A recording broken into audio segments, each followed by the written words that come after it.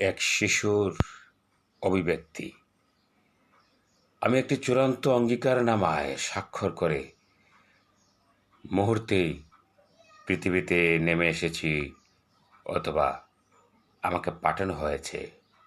আবার ফিরে যাওয়ার কাফেলায় যুক্ত হব। তার আগে করণীয় আছে অনেক অনেক কিছু। কে বলেছে আমি শিশু? আমার কিছুই করণীয় নেই। আমার তো মহৎ কাজটি আমারই হাতে।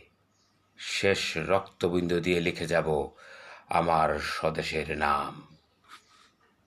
একান্ত আপন এই পবিত্র জন্মভূমিতে আমি বপন করে দিলাম রক্তবীজ। তাতেই তো হবে মহীরুহ, ছায়া দেয়নি অথবা জীবন দেয়নি।